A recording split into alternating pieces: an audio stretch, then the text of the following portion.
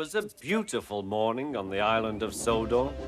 Thomas the Tank Engine's blue paint sparkled in the sunshine as he puffed happily along his branch line with Annie and Clarabelle.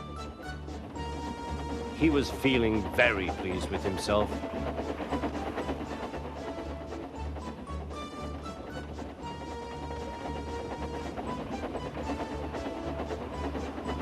"Hello, Thomas," whistled Percy. "You look splendid." "Yes, indeed," boasted Thomas. "Blue is the only proper color for an engine." "Oh, I don't know. I like my brown paint," said Toby. "I've always been green. I wouldn't want to be any other color either," added Percy.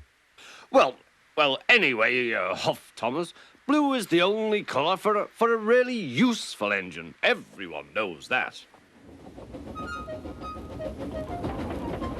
Percy said no more. He just grinned at Toby. Later, Thomas was resting when Percy arrived. A large hopper was loading his freight cars full of coal. Thomas was still being cheeky. "Careful," he warned. "Watch out with those silly cars." Go on," muttered the cars. "And by the way," went on Thomas, "those buffers don't look very safe to me." The last load poured down. "Help! Help!" cried Thomas. "Get me out!" Percy was worried, but he couldn't help laughing.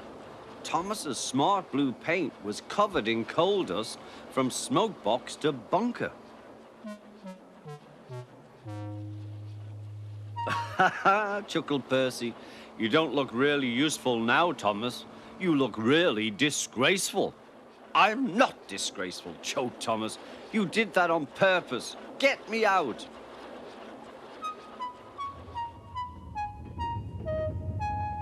It took so long to clean Thomas that he wasn't in time for his next train. Toby had to take Annie and Clarabelle. "Poor Thomas," whispered Annie to Clarabelle. They were most upset.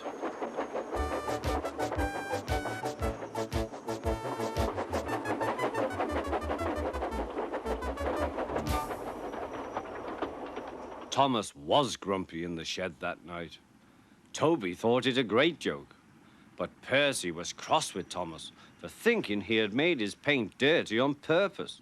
Fancy a really useful blue engine like Thomas becoming a disgrace to Sir Topham Hatt's railway. Next day, Thomas was feeling more cheerful as he watched Percy bring his cars from the junction. The cars were heavy and Percy was tired.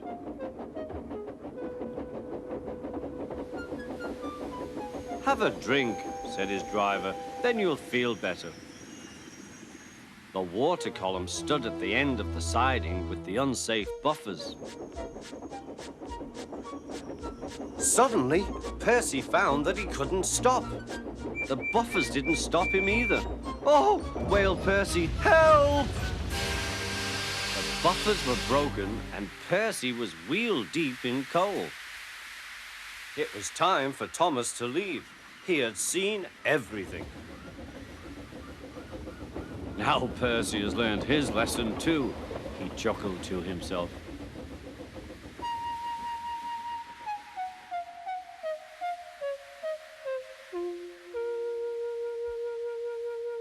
That night, the two engines made up their quarrel.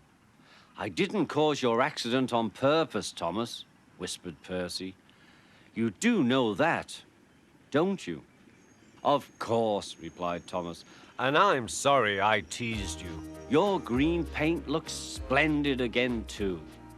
In future, we'll both be more careful of coal."